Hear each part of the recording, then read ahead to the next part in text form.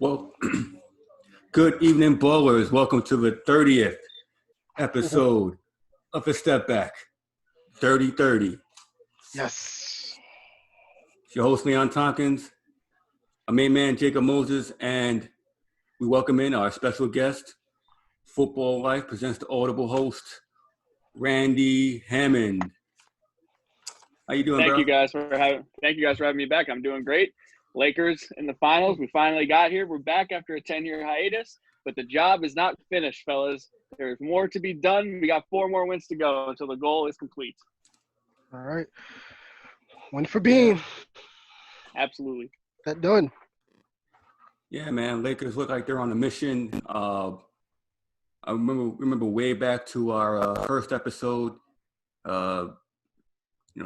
Randy, you called out the Lakers. You called out Bam. You called out the Heat. You've seen these playoffs so far. How does it feel to pat yourself on the back? How do you feel? Hey, you know what? Sometimes you get lucky. Sometimes you don't. It happens in sports. I really like the way the Heat were constructed. I like their moxie. I like their confidence. Chemistry goes a long way in sports. Oftentimes we take for granted how much a team likes each other matters. And it's all good. You have all the talent in the world and all. How well do you mesh? You saw that with the Clippers. They didn't mesh very well. The Heat meshed, and I love the way that they came together as a team and their acquisitions they made at the trade deadline. And Pat Riley leading the way, and Spoelstra is one of the best coaches in the league. I love the Heat organizationally from the top down. So they were an easy prediction. I don't want to say I really went out on a limb there. I will say the Lakers, however, got kind of lucky. I think they didn't want to play the Clippers, but you saw the way the Clippers unraveled. Who's to know that it wouldn't have happened against the Lakers either? I don't know how lucky they really got, but regardless, they took care of business. I'm happy this is the finals. I can't wait to watch the games. Yeah, this is going to be a pretty good series. The Heat, Jimmy Butler took much maligned, took his team, bunch of miscast, cast it off as a heel, and he's led his team to the finals with Spoelstra. And you look at, the Lakers and their emotional season with tragic passing to Kobe and LeBron here for his third time and 10th appearance. 13? That's right, 13. 9 of the last 10, I believe. Yeah, it's wild. And Iguodala's 6th straight final. And that's surprising. Yeah, you forget how long he's been in the league. But he's going to be a vital part in what the Heat do to stop LeBron.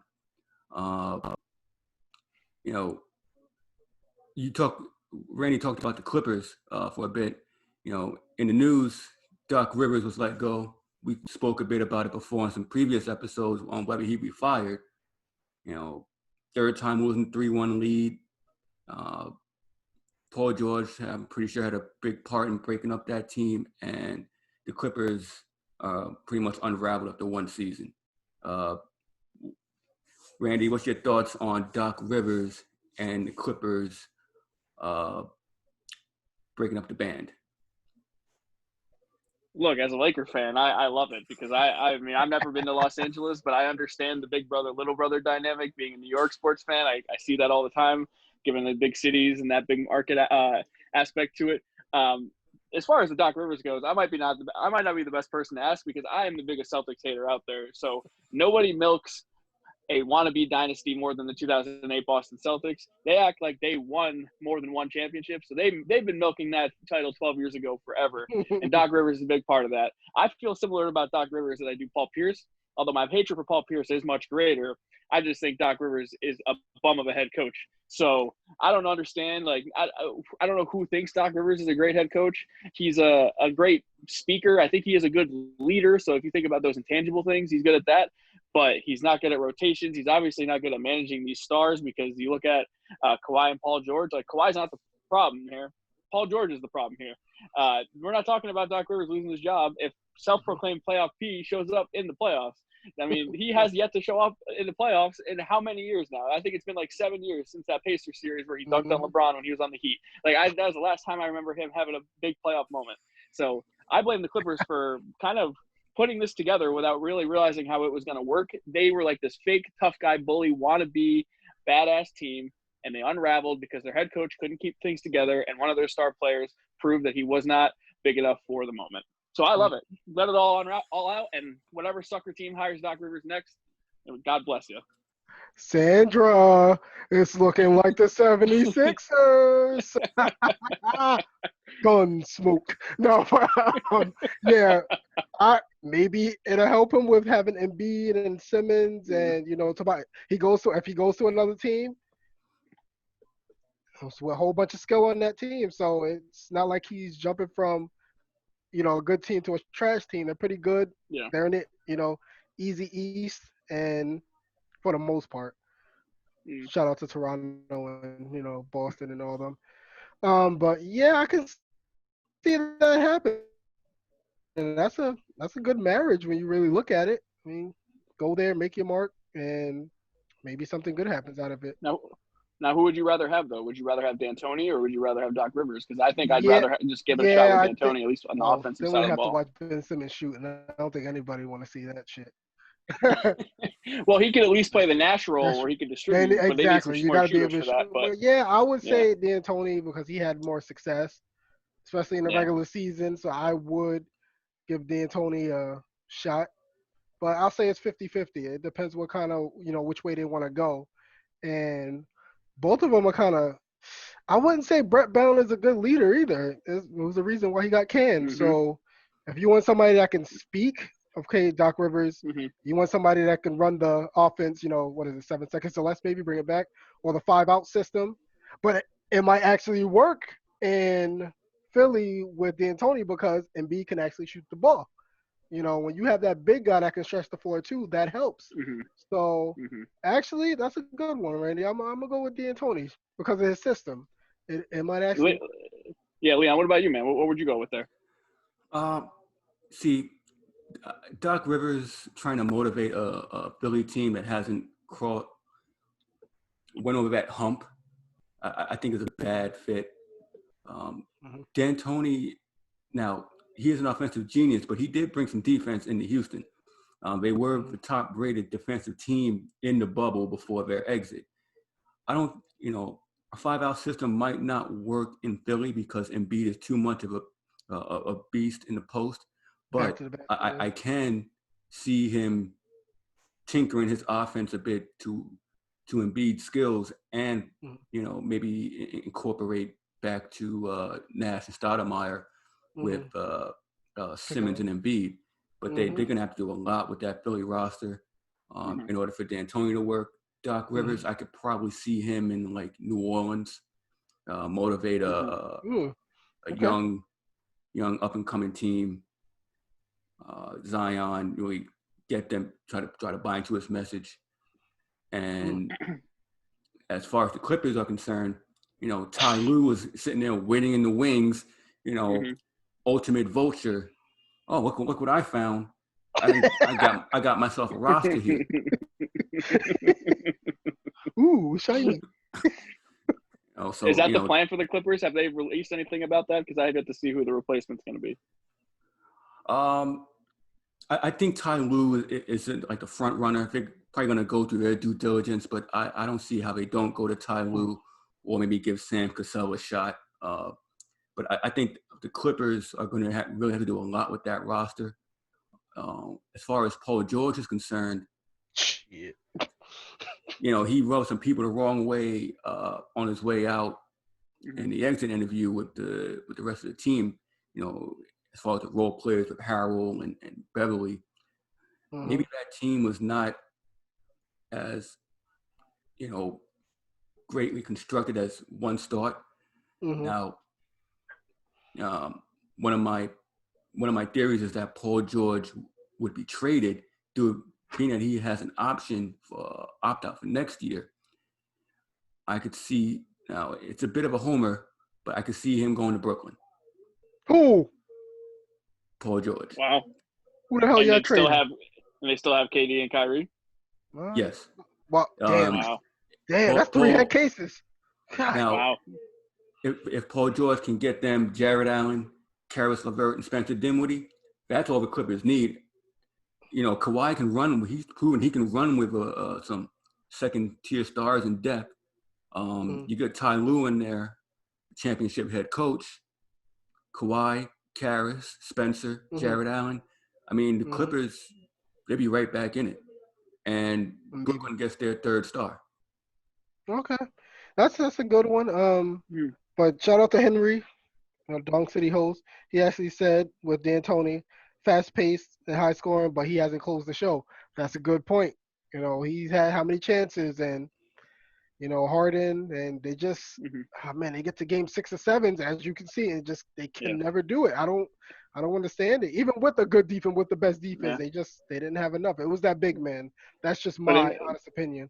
But in the same vein, Doc Rivers has been the head coach of the Clippers since 2013 and has never made it to the conference finals. I mean, he's had amazing rosters with elite basketball players, and he can't make it even to past the second round. I mean, neither of these guys have championship pedigree by any means. Nope. Well, Doc Rivers, because he did win a ring, so you can slide to him, but they were a different animal. Look, like I said, the 2008 Boston Celtics will tell you that they won the championship. They're like a vegan. They'll tell you that they won the championship. You don't need to be reminded. They'll be like, yeah, remember 2008? Yeah, bro, we all remember 2008. What other time did you win? Like, we get it. That's awesome. I like that. Well, yeah, coming back to Brooklyn, it's that would be a surprising move. I just can't. Like I tell you all the time, I'm a big LeVert guy. I mean, I just let that kid, he grew in Brooklyn. A tree grows in Brooklyn. That was Karis LeVert. I mean, let him ball out there. He can be that third guy. You don't need Paul George coming in there. They had some kind of chemistry even without KD and Kyrie. And you can just build to that. You bring Paul George in there. Now you got to do this. The system is going to change. Who knows what Steve Nash is going to do. But I really don't trust Paul George there. I don't. See, he was better off in Indiana when he was the guy. You went off and Russell Westbrook, he was the guy in OKC. Indiana, you go back to Indiana, he was the guy there. OKC, look at it. He wasn't the guy. The Clippers, Kawhi was the guy. He's coming off winning the championship. So you're playing second fiddle everywhere you went now. So, and you go to Brooklyn, you are the second, maybe third. Because Kyrie, he's kind of the head honcho, I would say. Then KD is like, no, I'll go KD and then Kyrie. Then it would be Paul George. But good luck with that. I'll be. Yeah, Leon. If I were you, I would not root for that. I don't want any part of Paul George on that team. I'll be sitting in there like this. I'll look at it. I'll look at it this way. I think LeVert will be a star, but I don't think he won't be one until he gets his own team. And I don't think he'll ever get the shot opportunities he would in a Brooklyn uniform than he would in, let's say, a Clipper uniform. Dinwiddie the same, because on this team he'll best suited for the bench, and he is a starter in this league. Jared Allen's the same. If the goal for sure is to bring championships into Brooklyn, and if Paul George is going to do that, granted he is not the top. He's not a top option, but he is an excellent two-way player. And for a team that's, if you have DeAndre Jordan, who's slow of foot, you get as many weapons out there as you can. If it brings 2 championships to Brooklyn, I'll be willing to bite the bullet for LeVert and watch him flourish out in LA. Hey, more power to him. I just like the depth of your roster as currently constructed. I don't like the idea of blowing up or trading some of these key pieces that could be huge for you in the playoffs. You see with the Heat now, they only have one real star, if you think about the definition of a star, and then a bunch of guys who fit a role that help you win championships. And they're so deep from top to bottom that is so important. And then with the Nets, like, you have your 2 main guys in Kyrie and KD, and then LeVert will have come in there and have a role in there. Like, he might not start, but he can still score 20 off the bench, and like he can play that 6-man role where that role is almost irreplaceable. If you trade a guy like that for Paul George and you're expecting, I don't know what you'd be expecting from Paul George, but with higher expectations, you're more likely to be more disappointed, especially with how Paul George has performed in the playoffs to this point. I would rather roll with what I got at this point if I was a Nets fan. I agree.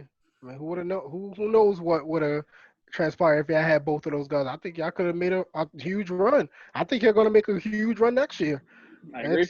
I can see y'all going right to the Eastern Conference Finals. I mean, if the Bucks don't improve, hey, and Toronto, they lose Van Fleet. I mean, come on. Anything could happen. Miami will be there, but I think that's your toughest competitor. The Bucks, they got to show me something before I'm putting them back up there after that nonsense. But you guys have a bright future. You have the window. You got a short window, but it can be done. You can win a chip in that time.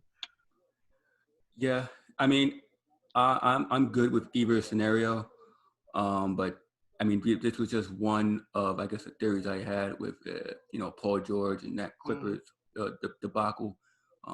Another thing I've heard with the Clippers is that maybe what Lou Williams suggested was to bring Chris Paul back. Wow, I didn't think about that. Well, him and Doc had beef, right? I mean, Chris Paul tends Yeah. to have beef with a lot of guys anyway, so it's not that surprising. But I mean, I could see OKC getting rid of Chris Paul, but I mean, Billy Donovan's gone now, so I could totally see Chris Paul being on the move. I'd be surprised if it was with the Clippers, but you never really know. Yeah, Chris Paul. I mean, if it's not the Clippers, I definitely see him in Milwaukee. I don't see any other place for him, but we'll be going into free agency faster than you know it with this shortened off season. But these are a lot of interesting questions that's going to happen. There's another rumor that's going around that I'm going to bring up later in regards to the Celtics. But as far in the group, if the finals game 1 is tonight, and for the first time ever, longtime analyst Doris Burke will be performing play-by-play for the series. It's the first time a female has been named play-by-play analyst on a major network for a championship game. Everybody knows Doris. She's been around the game for a long time, and lots of knowledge. And shout out to our fearless leader, Henry Maldonado, was able to, if you guys have not seen the thread, there's a post up, you guys could ask a question to Doris Burke, and if you quit, good chance your question could be answered on the air with the reference to the group. So, look out in the group, ask your questions, spark your curiosity. But how you guys feel about Doris Burke? I love it. I mean, this woman in 2K, man, that's fire right there. That brings it on. But she's I love Doris. She's a Knicks fan, so we all we all together. She's suffering just like me, but no, she's just, her knowledge is really this top par. I mean, it's up there. Just listening to her. It's a lot of course, we get a lot of guys and girls on ESPN, and you're just like, all right, shut the hell up. But Doris, you can actually listen to her and say, okay, she knows what she's talking about. But like you said, she's been around for a long time, easy to listen to, one of the nicest people ever. She beat the COVID thing. Glad they, hear that she did it. And just to reach the pinnacle, being the first woman to actually, play-by-play to the finals, that's big, man. That's big. I think we got to normalize stuff like this because a sport like basketball is gender neutral. I mean, you guys do a great job of talking about the WNBA. I mean, there are some great women ballers out there in the history of time. You know what I'm saying? Like these people know their basketball, and just because that they're not former NBA players or coaches or with people with deep ties in there doesn't mean that they don't have the right or the credibility to go in there and do that. Doris Burke. I was never the biggest fan of Doris Burke when I was younger. I thought she used to drive me nuts on the video games, but I have grown to appreciate her. But I also thought she has improved as a broadcaster, which who is it for me to be critical of someone who's a professional broadcaster like that? But at the same time, as I get older and as she gets older, I think both of us develop. I have more of an appreciation for broadcasters in general, and I think she has done a really great job since then. My question is, and I'm trying to find this, you guys might know the answer to this. Is she calling the games on TV with Breen, or is she the solo play-by-play person? I think it's with Breen, right? I'm not sure if this is with Breen or if it's on the radio. I'm hoping it's with her and Breen now. Yeah. That's the one. It looks like it says she'll be doing it with fellow analyst John Barry and Mark Kestisher, so I feel like she's doing the radio. Oh, yeah. Yeah, that sounds like radio. Damn. Yeah, because Breen has done it for 13 years, and Breen Mhm. is the voice of the NBA, and he's I associate NBA basketball highlights with him at this point. Mhm. He is my generation's great broadcaster, our Marv Albert, or Mhm. our the guy who is the soundtrack of all the games is Mike Breen. Mhm. I would have loved to see her somehow get into that booth, but I know it's hard to take out Sam Van Gundy, or no, not Sam Van Gundy, Mike Van Gundy, Mhm. uh, or Jeff. Mark Jackson and I think Jeff Mark Van and Jackson. Gundy. Mark Yep. Jackson Mhm. and Mark Jackson. So it's hard to mess that chemistry up because those are the guys have been a team for so long now. Mhm. But I'm so happy she is getting this opportunity, and I hope people listen because she really does know her stuff. She's so good. She's done this for such a long time. And you're seeing these women getting opportunities in football, being coaches and officials. Like, you're going to see more of this, and this is a good thing for the world. Like, there's so much issues with equality going on right now. This is a good thing, and this should be normalized. And this shouldn't be the first thing now. It's 2020. This should not be just now the first time, but at least it's happening now, and let's hope that in the future that, these people who have all this credibility get more chances in the future. Absolutely. Thank you, Henry, again. That was big, man. Appreciate it. Absolutely. Yeah, man. Everybody, if you haven't seen the post, it's in the announcements, top of the page in the group. You guys can ask your questions, and hopefully you can answer them on the air. But doing radio play-by-play is huge. You have to be descriptive. It's much harder than obviously than TV because you need, she is the eyes to what you're listening to. So big congrats If you to know her. anything about broadcasting too, the radio, you have to fill in every little detail that they cannot see, and it is much more difficult. You have to describe positions on the court where each person is, each person's name, what kind of pass, like what kind of shot, if it banked in, if it rolled out, a foul, the officials' names. Like, there's so much that goes into it that when you're watching it, you might not need to describe. But when you're on the radio, you got to be the eyes for the listener because they can't see anything. It's so much harder. Yeah, big shout out to her and, the women in the industry. You see it as an evolution. Maybe Becky Hammond would be a coach. She's been up for interviews for a while. I think she'll get a job in this coming off season. Oh, yeah. If you watched her, seen Candace Parker at the TNT studio, she does pretty good work. She was a dual threat, playing in the bubble and doing broadcast work with TNT. So, she's big shout out to her. And maybe this will lead to networks, baseball, football. You see them as sideline reporters. Some teams already have them as their color analysts. So, just another big accomplishment in her career and for the league. Definitely. Swing Cash is another one. Like, she does the MSG post games with the Knicks and the halftime shows with Alan Hahn. She's really good. She's been doing it for, I want to say, about 5 years now since she really stopped playing.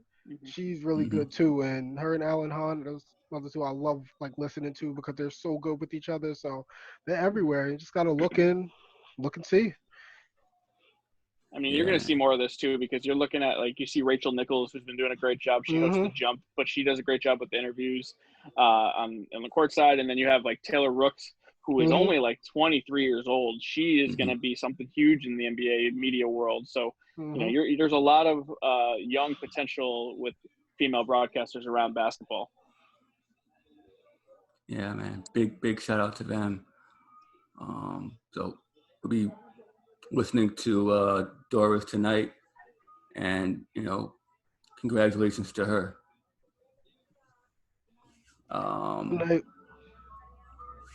Also in the news this week, a good friend, Delonte West, former Cav, former Mav, really going on hard times. Mark Cuban, America's owner, appears to get my man out of trouble. He's entered rehab. Sad sight to see when one of the. I mean, he wasn't a big player in the league, but he's recognizable. But to watch someone fall on hard times is tough to watch. That definitely comes from people that you think think they're your best friends, and they're digging in your pockets, and you just keep giving and giving and giving, and then one day you don't have anything else. And of course, when all your money's gone, that's pretty much it. You know, money stays. I mean, money goes, honey goes, whatever Fabulous said, and it's just it's so bad, man. See, he was like you said, he was a decent player. He wasn't bad, and see him like that, with the cardboard sign, and that's disheartening, man, because it's so bad. But shout out to Mark Cuban, man. That guy. How can you hate that guy? I don't understand just how you would just hate him, but it was so good that he did that. And I think you need more of that. Not even from just seeing the guy on the street. Mental health awareness. Like we discussed before. The Kevin Loves and stuff like that. Who knows what he was going through for him to get to that point as well. So, shout out to him for doing that. I mean, these guys have so much money that you can call them cheap. You can say that they don't want to pay players or don't want to pay for certain things. It doesn't cost anything to be a good person at the end of the day. And you see now that how divided we are as people in this country, that it's nice to see that a former employer comes out and takes care of a former employee, albeit probably waited a little too long to do so, but at least he did it.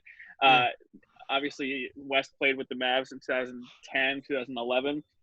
Not every owner has to do this. Not every team or organization has to look out for former players. But you've seen how many players now go broke after their career is over, after making millions of dollars, playing a game that we'd all kill to get paid to play. No one teaches you how to monitor, like how to take care of your finances, how to budget yourself, how to invest in stocks, and how to just make that money keep making itself for you. So you don't get, those things don't get taught, especially when you're becoming a basketball player. You have a lot of money and not a lot of time, and sometimes it's easy for this to happen. So shout out to Mark Cuban for being a good person and looking out for someone when they needed it the most. And mental health is a big thing, and nobody should be ashamed of speaking out when they need help. And addiction is an even bigger problem that no one seems to talk about, because most of the time I would say people don't realize they have a problem or think they have a problem. I hate to see what happened to Delonte West, and I'm glad he's getting help. And I hope Mark Cuban doesn't just do this and put him in rehab and say, all right, cool, like you're good now. Like maybe if he needs a job in the future, let's get him a job. Let's get him in the facility. I don't care what kind of job it is. Like, I'm not saying to give him a coaching position or anything, but like, let's get him a consistent income here and make him an important part of society. So he's not like looking for change on the side of the road. Like, there's no way you should become an NBA player for a decade to being homeless. It's not right.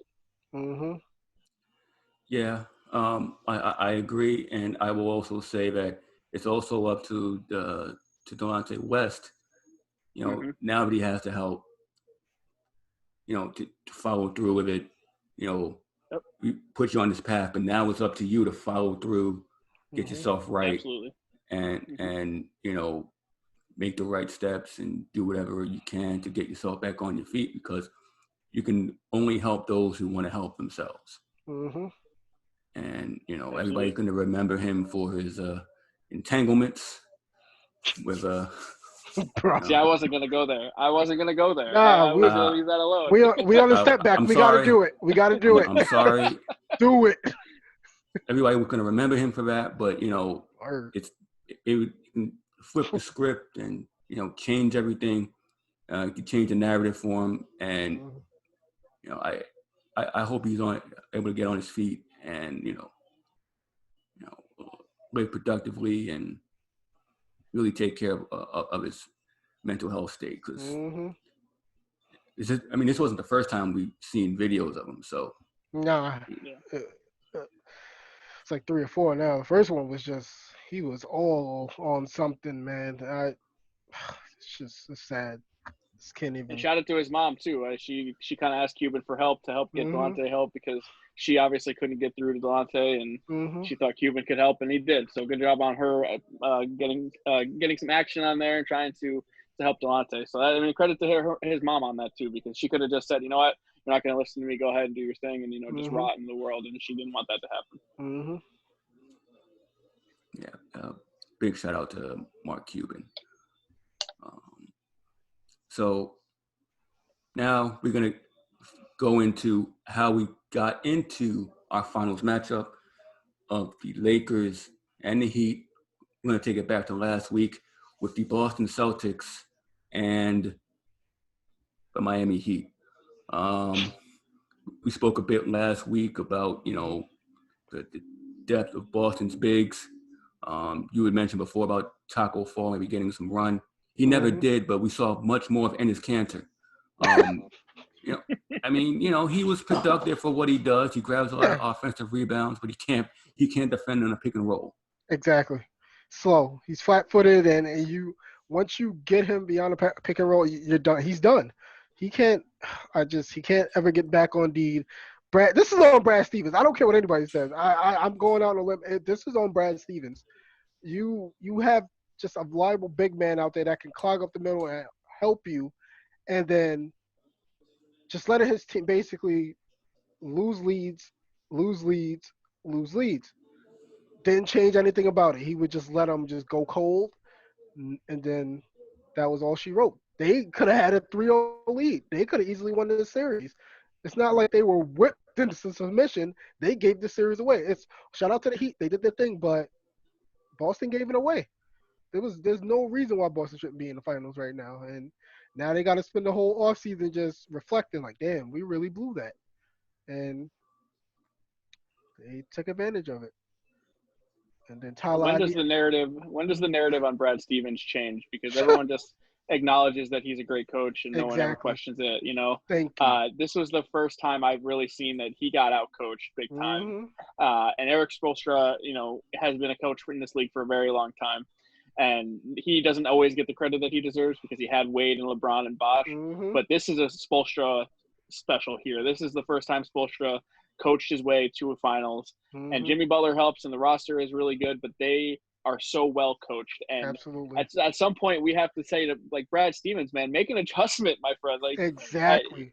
Everyone says that, he doesn't need stars or Kyrie's not the perfect fit for him because he's a guy who's too selfish and will take too many shots. Okay, well, now you have your own team, a bunch of guys who are supposed to be young and developed together, and you blew it for them. That to me is a big red flag if I'm a Celtics fan who loves Brad Stevens. Yeah, but this series, it was all about just the young guys, Duncan, all Daddy taught was Jumpers Robinson. Tyler, we need a hero. I mean, this was pretty awesome. It was pretty awesome to see, man. I love when the young guys just come out of nowhere and just start showing that they can ball. You knew Tyler Hero can ball because you saw him at Kentucky, but he stepped it up. He took Kyle Kuzma's girl. He is balling. Man, that kid is winning right now. Woo! Go ahead, Tyler. Yeah, man. You look at here in the highlights in Game 4. This was Tyler Hero's game. He dropped 34, and Jaylen Brown and the Celtics here, they were making a pretty strong comeback until Hero now icing the game, and the Celtics win Game 4. And after this game, this is when Marcus Smart had the locker room blow up with the rest of the team. You talk about Brad Stevens and his lack of ability to make adjustments. Do you think the teammates or Stevens had lost the locker room? I think so. I really think so. They just every time they would get down, they would come back out flat from the half. I don't know if he's too nice, but he's just, man, I wish I can think of a coach that would, when their team just took, even though I love him, Mike Woodson would do it. Instead of making his adjustments, he'd just get these dumbass looks on his face. He just, they losing leads. Just try better, guys. We need to get back on D and hit some of our shots. No shit, man. You know who I want to see coach the team? Greg Popovich. Give Greg Popovich on his damn squad and watch him coach. I guarantee they will do a lot better. But Brad Stevens, I'm gonna keep saying it. This is not his kind of team. Give him a younger team like the Pelicans. Put him over there. Let him do his thing over there. But this team that's constructed to actually just win, is Brad Stevens. He's not it. I don't think I'm wrong. Maybe he'll prove me wrong next year or the year after. But look all the skill they had on this team. Tatum, Kemba. Everybody complain, it was Kyrie. It was Kyrie. What happened? You got bounced. What? Kyrie can sit back and smile now and go, it wasn't me. I mean, Kemba, Brown, Tatum, Tice, They got um, Gordon Hayward back. I mean, he Gordon didn't play Hayward very back. well, but he came Yeah, back. yeah. You have him. You have Carson Edwards. You never used him. He could be a walking bucket. I mean, Yeah. you have what's his name, Grant Williams, another skill player. They had skill players on the bench. Wanamaker, he can hit an open three. But they played Williams and Wanamaker way too much in that Yeah, series. absolutely. Those guys are not rotation guys deep Oh, in the playoffs. but even give it a Carson Edwards. He's quick into the lane. Yeah. He can draw fouls. He's a quick kind of guy. Use him, but man. I just want to say this: Celtics fans love Daniel Tice, and I don't really understand it. He got so much playing time and just got worked by Bam out of Oh yeah. and there's just no adjustments. And look, this is a young team. I'm not going to sit here and tell you that I think they lost the locker room. Brad Stevens is 4 years into his tenure now as the Celtics head coach. All of these players, for the most part, are like 25 or younger. Mm-hmm. So I'm not willing to just say this has been a failed experiment. Like, I'm way more willing to say Philly is a lost cause. Like, you can bail on that Philly situation and restart. The Celtics team still has a good core of young players and like Brad Stevens, I want to say he could figure it out, but he's showing that he's a college coach right now. He's got to make better adjustments in the NBA if he wants to have a longevity with this team, or he's always going to be a guy similar to where I think like a Joe Girardi in baseball, where Joe Girardi always gets more out of his players when they're young guys and there's not a lot expected from them. The Celtics now have playoff experience. They've been in the playoffs the last 3 years and made deep runs the last 3 years. Now's the time, man. This should have been the year that you're in the finals, and you're not. That's it. They should have been up 3-0. Yeah, you mentioned Daniel Tice and Enes Kanter, and it's been much made of the fact that this Boston team just didn't have the bigs to keep up with Bam. And look at Game 6 in the closing minutes here. Bam for this game went for 32 and 14 and showed he was the difference. Oh yeah, what is this, another mislead? Yeah, and Boston came back in this game as well. Yep. But once Miami went into the zone. Well, can you tell me what the hell happened to Kemba too? Like, I feel like he had a horrible playoff. Yes. I mean, everyone said how bad Kyrie was, but Kemba was really bad. Bad. He had a few moments, but it was nothing of significance. And you need to stop showing Myers Leonard every time they did something. I'm sorry, I just had to let that go. He's over there. If you don't sit your ass down and grab a towel. But yeah, definitely they got worked and it's another game. They just let it go. And Dragic was another one that just he just, I don't know if he found the fountain of youth or I don't know what he did, but good grief. And that's Mr. Undrafted right there. Just another man. I hate Pat Riley. I'm sorry. Oh man, this is crazy. This is just smacking me in the face. Every time, just Tyler Hero, Bam Adebayo, 13, 14 pick, Duncan Robinson, undrafted. You get Jimmy Butler from Minnesota. I mean, damn, from Philly. No, not Minnesota. Sorry, for a free agent. This hurts, but. Spoelstra was a video coordinator, for God's sake. Exactly. Look at this. What? Oh, come on. You gonna coach the team? You're good. You got your knowledge. Riley just said, "Listen, we're gonna build a winner." He's been building a winner since '97, and excuse me. Never mind. I forgot he left on contract with the Knicks. Since '96, '97. Yeah, he just left and he built the team up, and this is what you get when you get the right, front office in place. I don't know anything about that, but shout out to Pat Riley. Speaking of front offices, the Celtics one of the rumors discussed was Gordon Hayward for Victor Oladipo and Miles Turner. Ooh, now that's got some picks in there or something? You gotta have picks in there. I'm pretty sure there's picks, but those were the main players in that proposed trade. Boston, I love that deal take for that Boston. Shit and run. I love that deal. Yeah. That's a snatching run, man. Yeah. I forget the name of the former Celtic that is the general manager. What's his name? You got? Yep. Hey, Danny Ainge. Danny Ainge is a good. I won't even say he's a great GM, but he's really good at drafting. Oh, yeah. and he's really good at trading, and especially with the Brooklyn Nets, I should say. But I shouldn't even say he's really good at drafting. He's hit on some players that have panned out, but he also has like random Fab Mellows in there and stuff like that. But he's really good at RIP, and he's really good at swindling teams that just are willing to get rid of players here. So I mean, Brooklyn took on all of those contracts, the Paul Pierce and the KGs, and gave up all these picks that ended up being what the Celtics are today. So if the Celtics somehow turn that also into acquiring Victor Oladipo and Miles Turner, I mean, the Celtics have got to make the finals at that point. Easily, because Miles Turner, that's the rim protector you need. Plus, he's learning how to shoot. What? And he's only, 25, 26?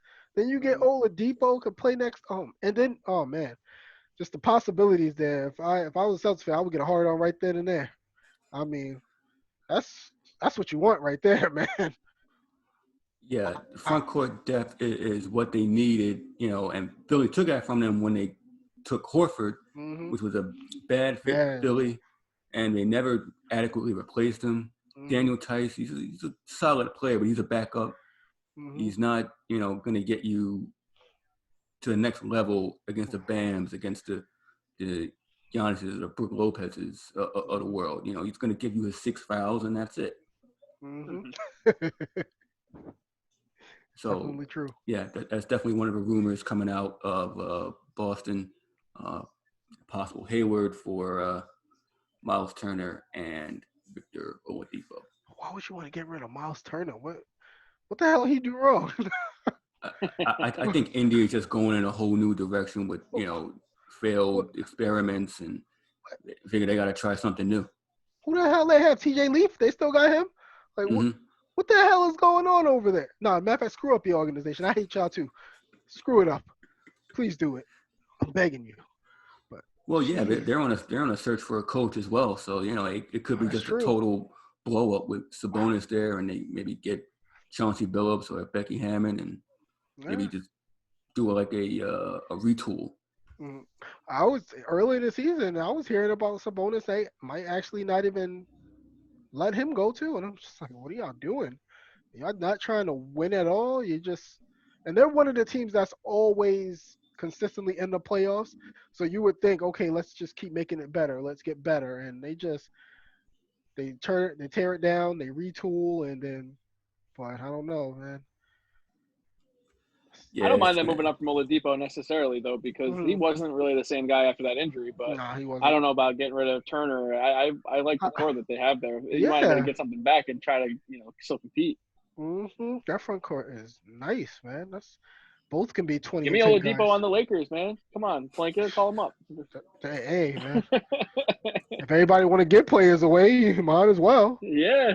Jeez. Would you give up Kuzma though? I would. I don't think I would even think twice about that. I think Oladipo is a better player than Kuzma. But I also think at that point you're not going to re-sign KCP, which is an addition by subtraction. And then, we're rolling one there with Oladipo. And then Oladipo was one of the guys who's in your crunch time lineup. And I don't think that's a bad thing either. That would be kind of nice. AD, LeBron, and Oli. Huh. Sign me up. Man. What is it like to have good players? I just had to ask you guys that. I mean, it's been over it's over a decade now. It's kind of nice. I'm not gonna lie. It's kind of nice. Man, I get Kobe's and get championships. Even Leon's on the uptrend. Who I get? Alfred Payton. Julius Randle, bud. Spin cycle. Yeah. Number 30. Yeah, damn right, my man. I like Julius. Yeah, I give him props. But then we get. What are you guys gonna give up for Chris Paul or Russell Westbrook? Because one of those guys is gonna be a Nick. Everything. I get a lot. I hear a lot of guys about Westbrook. I wouldn't mind Westbrook if we didn't give up that much for him. I would. Why not? I mean, he's got $47 million on the books in like 2 That's years. fine. I don't want that. Listen, we need some kind of excitement. Who the hell? We need something. Do I want to see it? No. Listen, just stick with the picks. Just stick with them. Draft right. That's all I ask for. I've been begging for it for years. Draft right. We got the new, Kenny Payne from Kentucky. We got the guy from the Utah that He helped them out a lot. I mean, they're getting better. But let's see come draft time how they can piss me off. But let's keep going with the other subjects where I get really irritated and start ranting. Go ahead, Liam. Oh no, it's cool because we also got some playoff baseball. This is a wild year in sports, and Cleveland is up 4-0 on the Yankees. So what the? Damn, you can't do nothing right, man. I want them. I'm telling you, you're supposed to make me look good. Yeah, y'all going to the ALCS. You're about to win 7-0. Then y'all, who the hell is pitching? Oh, never mind. I thought he's supposed there to was be a rain good. delay. I'm not blaming Tanaka for that. It's a rain delay.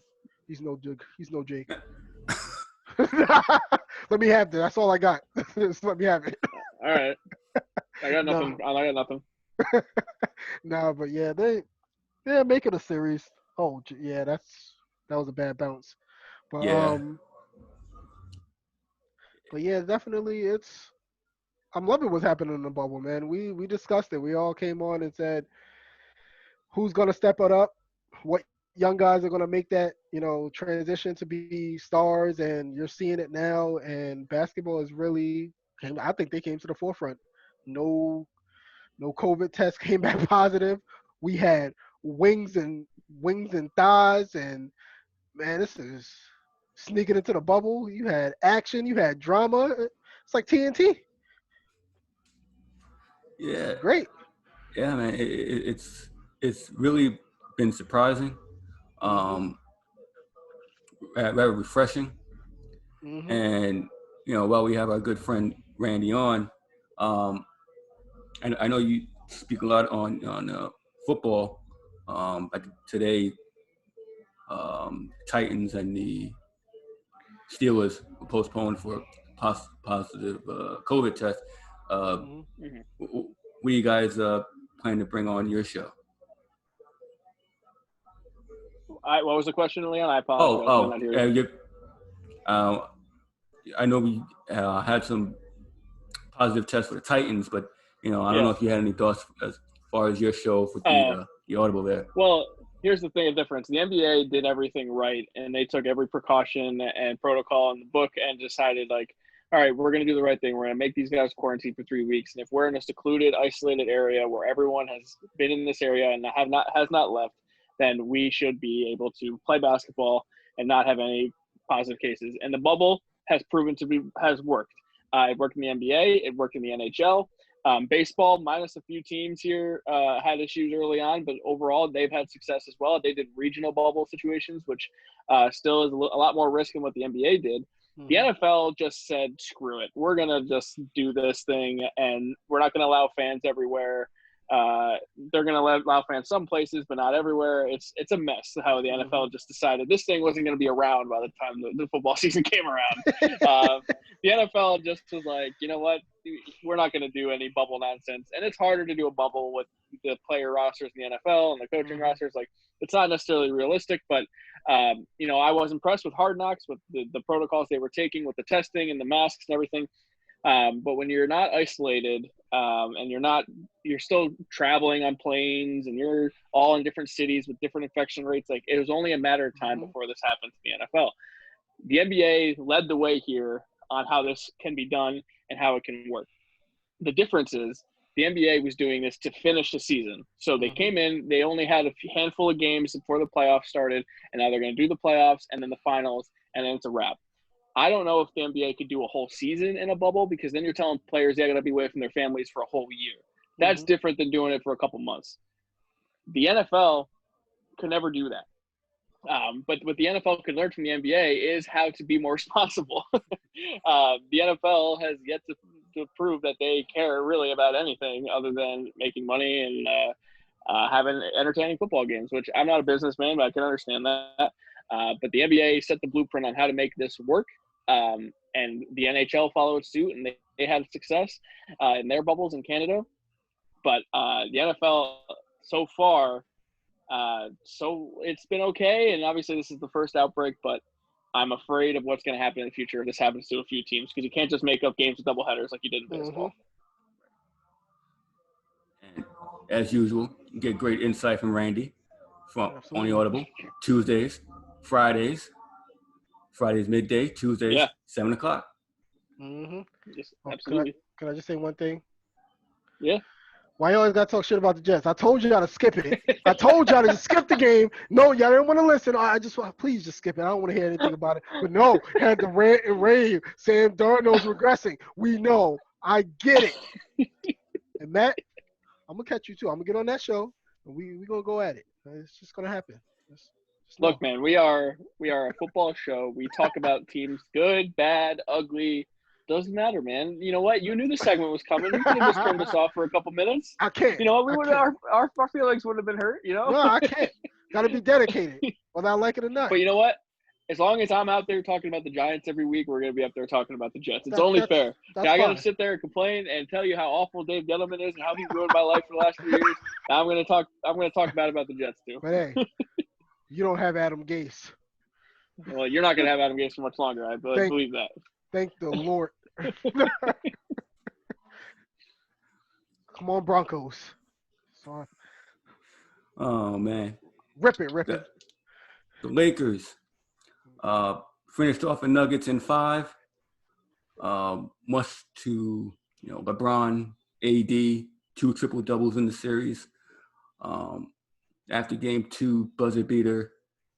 Game 3, LeBron. The Lakers sent the video saying how we needed more free throws. They got more free throws. It's a conspiracy. What is DJ Green Lantern? Are we taking it back?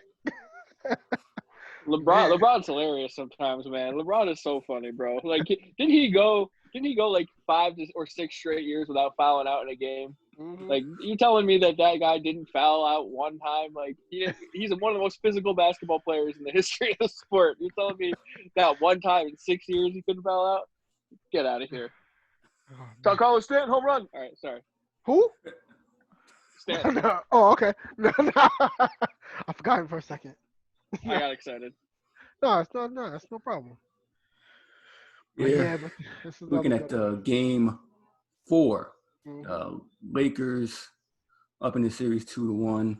MPJ. This is after game 3 where they complained about LeBron not getting foul calls. What LeBron do? Go to the line 14 times. Gosh darn it. LeBron wouldn't need to go to the line more if he didn't shoot 72% from the line and made his damn free throws. Yeah, I don't understand why he was just so historically crappy at the line. I don't get that. I don't know, man, but the greatest of the greats are always over 80%. That is true. And he also needs to stop shooting threes. That's starting to piss me off, man. I'm not a Lakers fan, but damn. I don't know. What, though? Sometimes you need him. Sometimes you need him to take one because you got to keep the defenders honest. And when he's feeling it, I'm not mad at it. I guess, but he's just ugh. It's definitely not a strong suit, but there are times you got to keep the defense honest. Mm-hmm. Let's talk about playoff Rondo, all right? We're going to talk about this for a second. Scottie Pippen actually said the bubble. I don't know if y'all heard this, but Scottie Pippen said something about the bubble not being the real NBA because you got Rondo shooting 50%, and if it was in the regular season, that wouldn't have happened.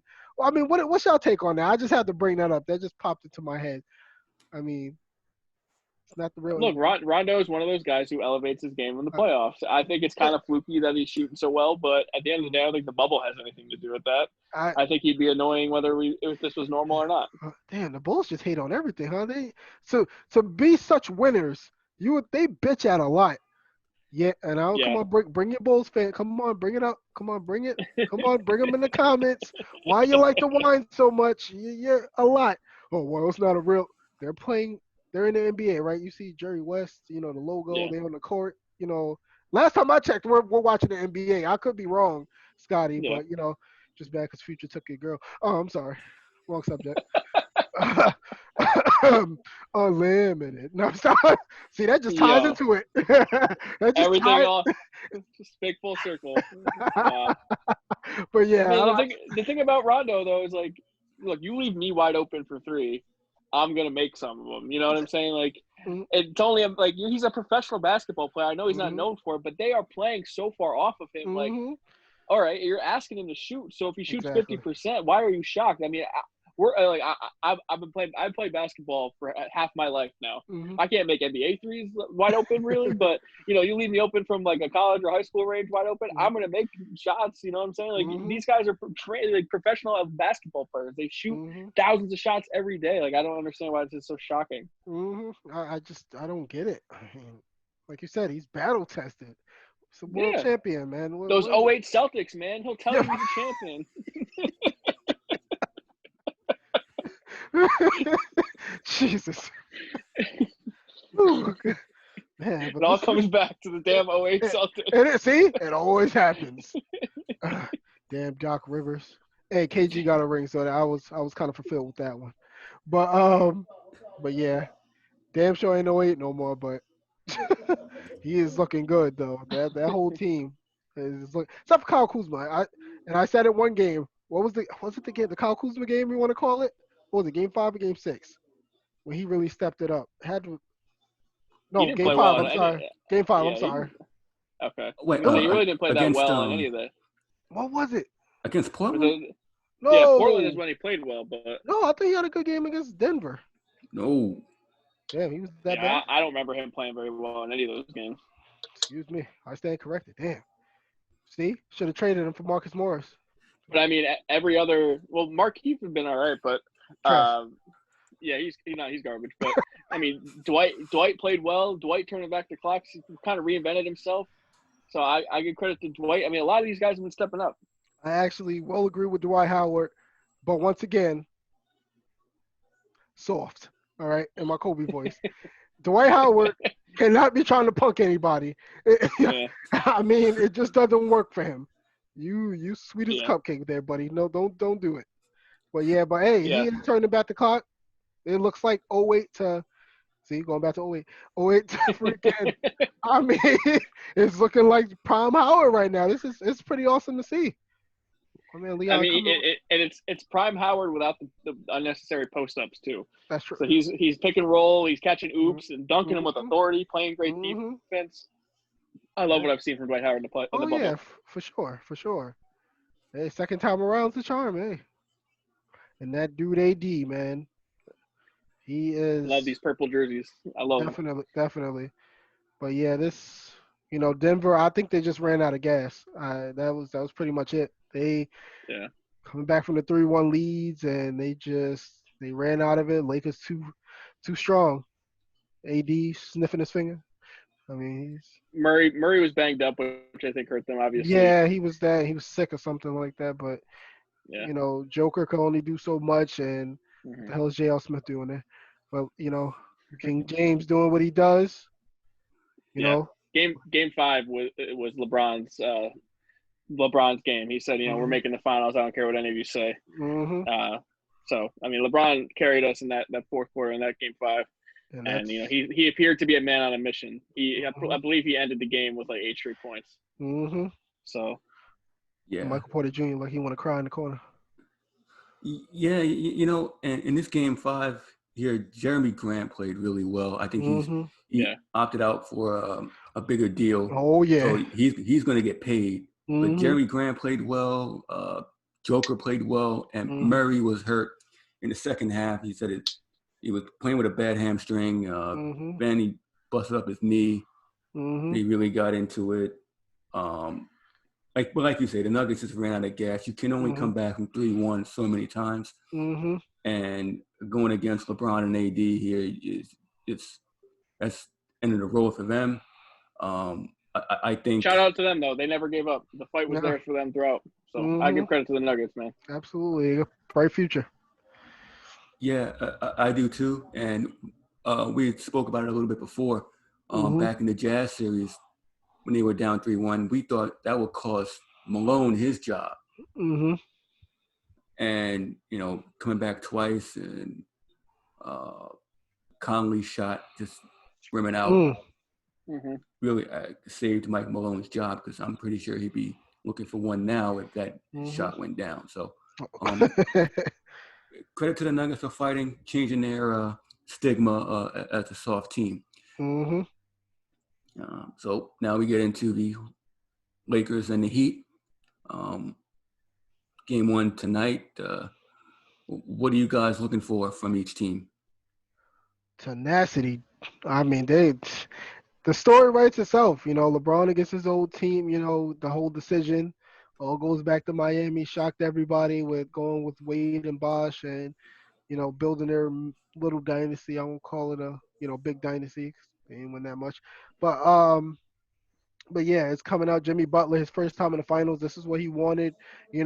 Everybody said Jimmy couldn't be that leader, and he's doing it, and he's right there. And LeBron, looking at he's already submitted his legacy to me, but it's time to add on now. And I don't think anybody is doing what he's done at his age, year 17. I mean, Hmm. you can't. I don't think we'll see something like this again. Usually, we're seeing guys break down at the end of their careers, barely getting around. But this dude is freaking competing like he's 24, 25 again, and it's crazy to Mhm. see. But this is going to be a really good series, man. I can't wait. I can't wait. Mhm. I give a lot of credit for the NBA and the bubble. The Hmm. basketball in the bubble has been fantastic, but I do feel robbed that we're not getting a Staples Center crowd and we're not getting a Yeah. crowd in Miami because those are Hmm. great fan bases. And Hmm. Miami always embraced those Miami teams when they were in the finals. And the Hmm. Lakers obviously come out with the stars. It's been 10 years since the Lakers were in the finals. It would be so Hmm. nice to be in Staples for this. So I think I'm going to really miss the fan aspect of this in this series, Hmm. especially. You Hmm. got LA and South Beach. You got all this flashiness in these two cities. Like I think that would have been a huge storyline as well. Hmm. But for me, with all of my teams, there's so much tradition and history with them all. And with the Lakers, it goes back to Jerry West and Will Chamberlain. It goes to Magic and Kareem, to Kobe Hmm. and Shaq, and now it's LeBron and Anthony Davis. Hmm. They're not homegrown guys like a lot of those guys were previously, but this is the big man and the dynamic duo. They've always had these two-headed monsters where they have the two greats that lead them to championships. And Hmm. now it is time for a new era to come in. And I don't expect this window to last very long. I don't even expect this to turn into a long-running dynasty because I don't know how much LeBron has left. Hmm. But this is a chance for this Lakers team to implement themselves into Lakers lore. This is LeBron's legacy has already been determined as far as I'm concerned. He has already won 3 championships. I know he's lost 6 already, but this just brings him to a whole nother level. If he can win a third championship with a third different team, Hmm. this is like we talked about his 10th finals. Like there's only 4 other guys in the history of the sport that have been to 10 finals. Hmm. He is, one of the most unique players in the history of the sport. He is. I mean, I will always probably side on a side of Michael Jordan as the greatest basketball player ever. But if LeBron wins this one, it's going to be hard for many of us to deny that he is the greatest. And if he's not the greatest, he's second. And Hmm. it's 1 and 2 with those two guys, and it's not even close. Hmm. But this goes back to me, and we'll talk about the matchups individually with basketball speaking. Hmm. But we came on this. We started all these podcasts back in January, and obviously Kobe Bryant and his daughter and those 7 other people died in a helicopter crash. The whole goal of this season from that point on was to win this championship for Kobe Bryant. He meant so much to so many Laker fans and to this franchise. And I don't know how to explain it to you guys if you haven't had a franchise that's seen a championship, let alone multiple championships. Like I get made fun of for my Jeter love. I get made fun of for my Kobe love. Those guys might help me see 5 championships each, man. Hmm. Like you go your whole life trying to see one. They won 5. Like I can't even put that into words. Like Eli Manning won 2 Super Bowls, and you want me to apologize for being an Eli Manning fan? No. Hmm. Like those things don't happen for people. Like I'm not going to Absolutely. apologize for that. You see I 5 wouldn't. championships. I saw 5 championships. I saw 5 from the Lakers and I saw 5 from the Yankees before I was 18 years old. Hmm. Like I was a spoiled brat of a kid who saw so many Hmm. championships. Like I don't Hmm. take that stuff for granted. And those things made me so happy. No, it Also, should. when you play sports, you have idols in sports that you watch and what you play. Kobe Bryant is why I love to play basketball. On top of Hmm. that, and playing basketball is how I have still some of the best friends I ever had in my life. If I didn't Hmm. love sports the way I love, I wouldn't be on this show with you guys right now. Hmm.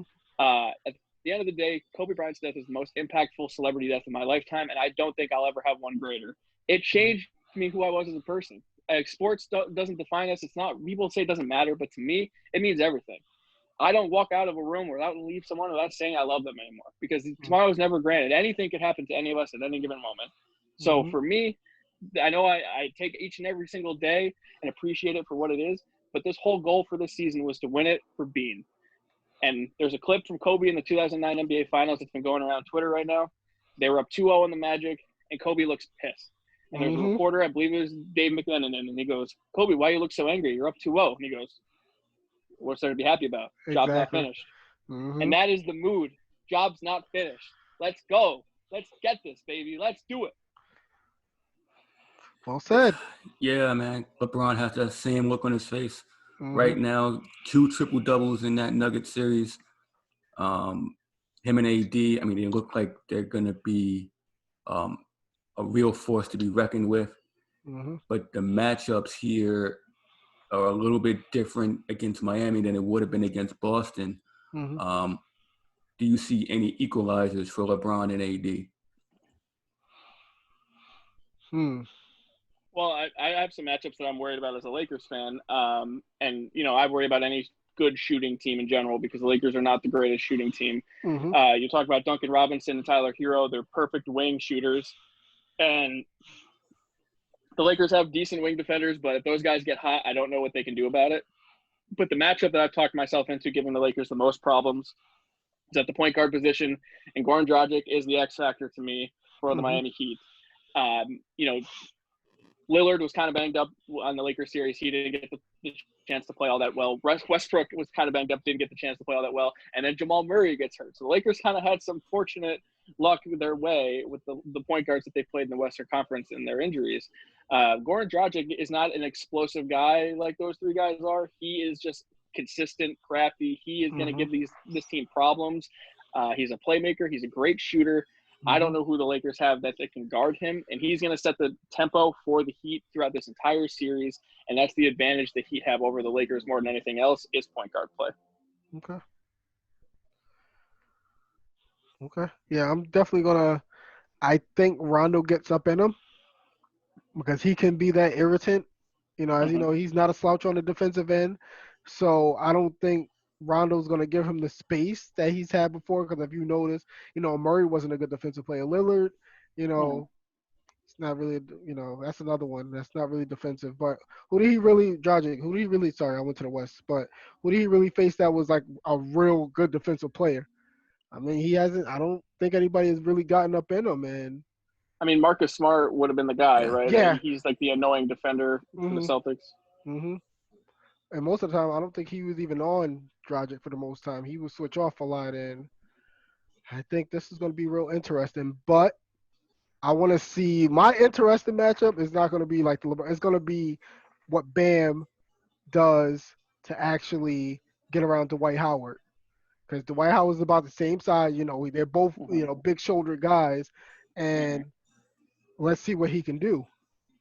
Because LA Dwight is starting this game, so he's going to have a big role in the series. Oh yeah, they have to. I mean, they really have to throw him out there, and let's see what Bam. We know Bam he's a budding star.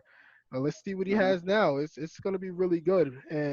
But LeBron and Jimmy Butler, you know, maybe, and then Iguodala. Oh no, actually Iguodala might be on LeBron. I don't think Butler's going to check LeBron. Who's going to check AD?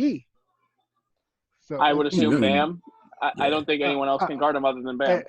So it's going to be real interesting because Bam is going to have to step out because AD, you know, he can get you down low, but he's going to make you step out to the perimeter, and he might use those point guard skills to, you know, make something happen. And he's quick. AD's not a slow guy either. No, AD is the most important Laker by far.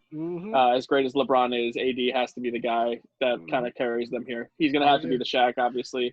He's going to have to dominate the series. Oh, yeah. It's going to be good.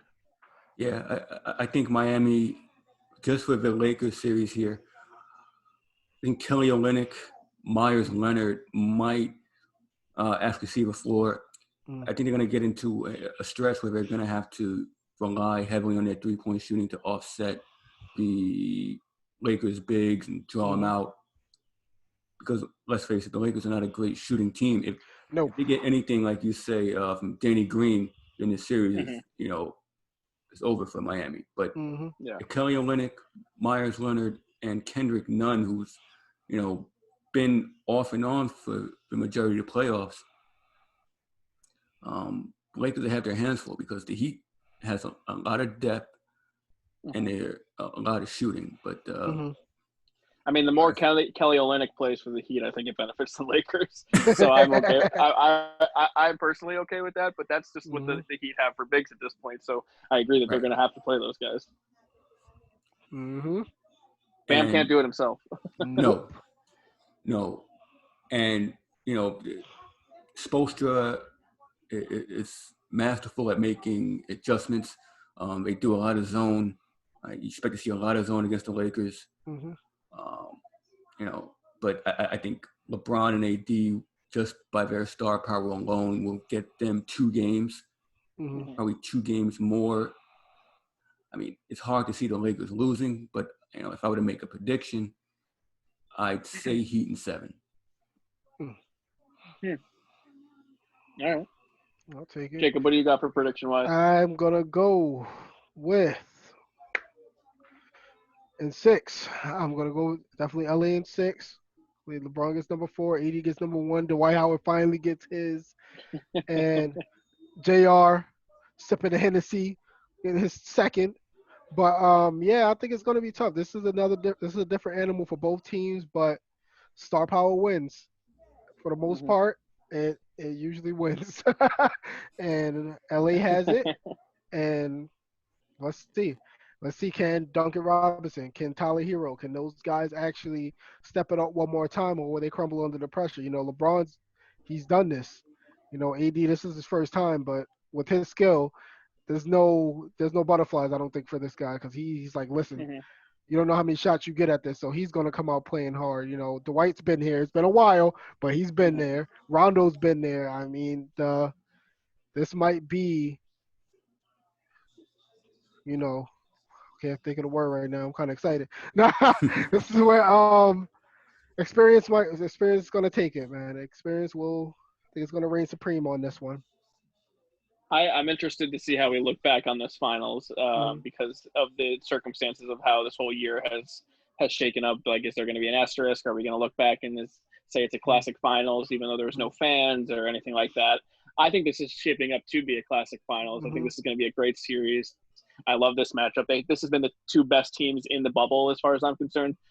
I don't think that this is a mistake that either team is here right now. And I typically don't pick my team to win. I am very superstitious in that aspect, but this is far greater than I. So there is a existential being watching over the Lakers, and his name is Kobe Bryant. And I feel as if you're a religious man, you could call it a guardian angel of sorts, helping them and guiding them to the promised land here. My heart says Lakers in 6, so I don't have a heart attack, but my head says Lakers in 7, and I will be panicking until the very end. I just think that LeBron and AD are so good that they're going to win this series and they're going to overpower the Heat, but it would not shock me if Miami won this series, but I'm going to go Lakers either in 6 or 7. It's going to be a long one, and it's going to be a good one.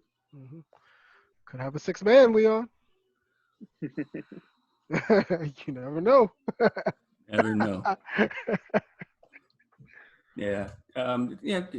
Absolutely right. This is 2020. I think this series will be culminate a wacky year, pretty good bubble play, and if the Lakers win, I'm not mad at it. If Jimmy Butler wins, I'm not mad at it. I have no dog in the fight, but this would be an entertaining series for sure. I mean, any other team comes out of the West, I'm rooting for the Heat. If this was the Celtics, I'd be much more angry and adamant about how we got to beat them bums. But, I'm much more calm about it being the Heat than I would be if it was the Celtics. Definitely I love Jimmy Butler, one of my favorites, but I'm a Heat hater. That I'm sorry. I just don't like anything about the Heat. It just go back ways. Leon knows, not a Heat fan. Nope. Pat Riley too. Can't. Nope. I hope LA beats the hell out of them. It'll make me smile from ear to ear, but we'll see. Yeah, man, it should be real entertaining. I'm gonna close this out with WNBA. Their finals are getting underway on Friday. Yeah.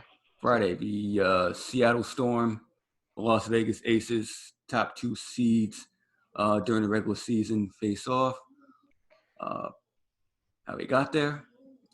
Seattle Storm, they swept the Lynx. Sue Bird, Brianna Stewart, 2018 MVP, took care of Minnesota after the game 1 buzzer beater. That team we saw from the beginning of the season was loaded. They are delivering on their promise. En route to an easy victory towards the finals, facing off against the Aces with the MVP Asia Wilson, battling it out with the Connecticut Sun, one of the teams from last year's finals, Alyssa Thomas, Dewana Bonner, and the Sun gave them a fight, went full 5-game series. Alyssa Thomas got hurt after game 2, really gutted it out with a shoulder injury. Sun won game 3, had a 2-1 lead, and then the Aces just showed why they're top dog. I mean, Aja Wilson, she's something else, man. And McCautry too. She came on, both of them, and they really went to work on them. And Connecticut they were up, and I'm like, wait a minute.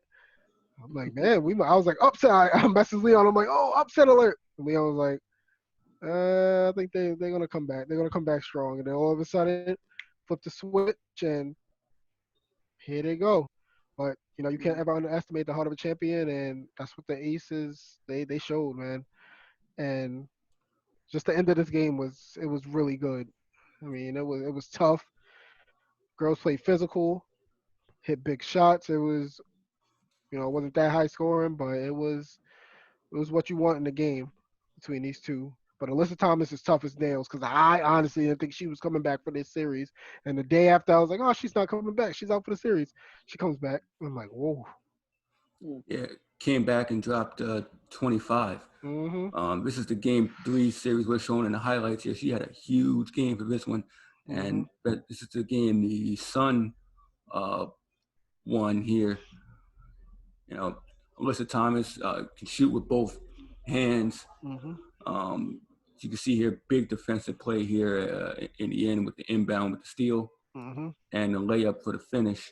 But that's the push off there. Kind of LeBron-like, Sun with the big win here. And then we went to game 4. McCautry had a big third quarter, scored 16 in the quarter, 26 for the game.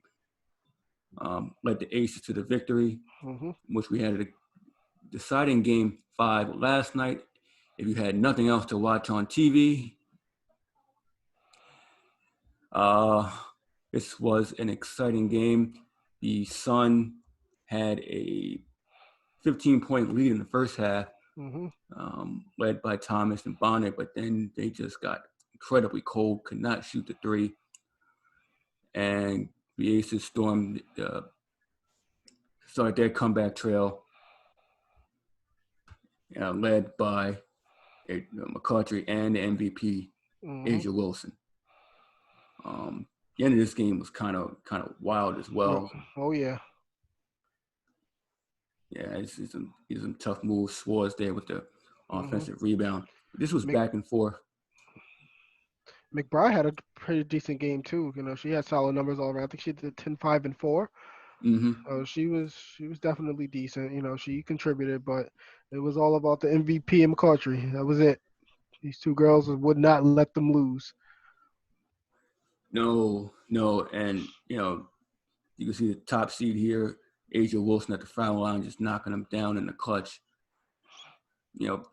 This final series is gonna face up against the 2019 MVP Asia Wilson, 2018 MVP Brianna Stewart, Sue Bird, the veteran, Bill Lambier, 2 championships in his run as a coach over way back with the Detroit Shock. Well-coached team going against Seattle, Sue Bird, Brianna Stewart, Jewel Lloyd, best 3-point shooting team in the league against the Aces, who don't shoot 3 well, but some veterans there. Series starts Friday. What's your takeaway?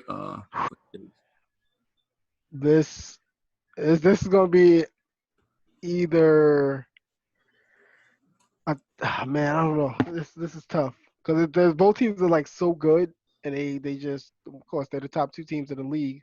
So I'm gonna go with Seattle. I think they're better shooting team, so that might really play into it. And Brianna, she's gonna prove a point that she's back, and everybody knows Achilles injuries that ruins careers. She came back and she performed just like she never left. And Sue Bird is my girl, produces. It's just I think Seattle's gonna take it. Has Sue Bird hinted about maybe a retirement Mm-hmm. anytime soon? So I mean, I could totally see a situation where she walks off into the sunset after a championship. Mm-hmm. I don't get to watch the WNBA as much as I'd like to, but when I do get to catch updates or get to watch some games, it's always Asia Wilson. She's Mm-hmm. ridiculous.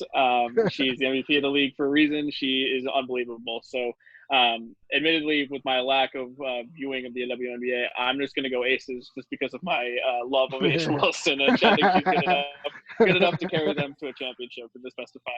Mm-hmm. I mean, you can't go wrong there. I'm surprised how many good teams come out of Vegas. You got the Raiders, now the Aces, and Golden Knights. Maybe Vegas is a hotbed for sports. Mm-hmm. I say the Storm takes it in 4. Mm-hmm. Brianna and Sue, I think they're, from the beginning of the season, been on a mission to really come back strong. And Jewel Lloyd, who I've been raving about all year, is just going to that third star is just, the shooting probably too much for Las Vegas. But, we spoke earlier in the show about the recognition for the women and Doris Burke and so on and so forth. They have these 2 finals going on at the same time. If you haven't caught any of the league until now, it's a good time to catch it. Playoffs going all around. Women can play, and look for next year when a lot of these stars are coming back with Della Don and Maya Moore. That Minnesota team's gonna be loaded. Yeah. Catch some of these games. I mean, you've seen buzzer beaters play at a high level. You won't be disappointed. Catch the highlights in the morning. Really be intrigued. Absolutely, we'll bring them to you. We'll keep it up. We'll keep it up with the post. Plus, I think the Liberty get the first pick again, so we get a pairing with Brina. So I say I gotta get. Oh yeah, I gotta get my jersey soon. She's a beast. Oh yeah, it's crazy, man. She's gonna have a triple double when she goes down, sprains ankle out for the season. And that was the coming out game too, and that just sucked. But we'll be back. Lady Libs will be back. Yeah, it's definitely be back. We'll be back next week. To recap all these finals games. You catch your playoff baseball. Indians are still up 4-1. Got the Heat going now. Yeah, no, we ain't gonna mention that. They're up 23-12. Lakers have 4 turnovers early in this game, so got to clean that up. Got the GOAT Kareem. Week 3. Week 4. Coming up, NFL. Again, catch our good friend Randy here on the Audible. Recap on Tuesdays, preview on Fridays. You need your fantasy football suggestions? This is your man right here. I'm 3-0 for a reason. Well, I'm glad you're doing well because my own advice has backfired for me so far this year. But that's what happens. I'm in 6 fantasy leagues. I would not recommend doing that. It's too much to handle in each week. But yeah, check us out Friday. We're going to be live noon Eastern time. We're going to recap what they're calling a football game on Thursday night, which I guess is technically a football game, but it's the Jets and the Broncos. We'll recap that, and then we will preview the rest of the week 4 slate, and then of course, we'll give some fantasy football advice and talk about the news and injuries leading up to Sunday as well. So check us out over on Football Life if you haven't got the chance to yet. Do it. Yeah, man, get to it. Catch Pod Jobbers tomorrow night, Wrestling Life. Get your recap with playoff baseball with Donk City Monday nights, 7 o'clock. going to be a real interesting show if these guys lose tonight. Who's the next game? Friday, right? Friday, yep. So, catch a recap. Baseball, Donk City. Total basis on Sunday mornings with Felipe and Sean Flannery. Subscribe yourself to the Life Group Network on YouTube. Catch yourself on Anchor, Apple, Spotify, Amazon. Pretty sure we'll be on Amazon soon. But, subscribe yourself to the network. Get all your information here. And, just ride along with us. And, thank you guys for tuning in and tuning out. You guys have any parting words for our audience? Just thank you, Randy, for coming on. Just, once again, hardest working man in the life business, life groups. Dude is everywhere, man. It's getting crazy. But thank you for coming on. All your Lakers insight. It's great to have you. Just check out all our other life groups. My man Leon already said it. You know what to do. If you haven't joined, join now. I mean, Leon about to go turn up with the neighbors. It's loud as fuck over there. My man, he was Ty Lawson in China over there. I know, but he about to get it in. But yeah, thank you everybody for joining up. Love you guys. You guys do a great job in what we do, and take it home, Randy. I want to thank you guys for having me on. It's always a pleasure coming on. It's been, probably 6-7 times I've been on with you guys now. It's always fun, except when we play games. You guys are a little funky with the buttons and stuff. But other than that, I love coming on, hanging out with you guys, talking basketball. Despite my disdain, my fiance's disdain for my yelling, that she can hear so loudly in the other room. She loves it at the same time as well. So obviously big year for my Lakers, and I appreciate you letting me come on here and give my ode to Kobe about once a month. And I'm sure all the Lakers haters out there really hate that, but at the end of the day, it's bigger than basketball. That's a life thing. Life's too short not to appreciate one another. Thank you guys so much for having me on. Like I said, once again, I appreciate it. It's always a blast. Leon, take us home, my friend. Anytime, bro. Maybe we'll have you back next week for your victory tour. Let me give you a couple weeks off. Too many of these things. But like I said, thank you for coming on. Thank everyone for listening, tuning in out there. And, we'll see you guys next week. And, till the next time, ball out. Sir.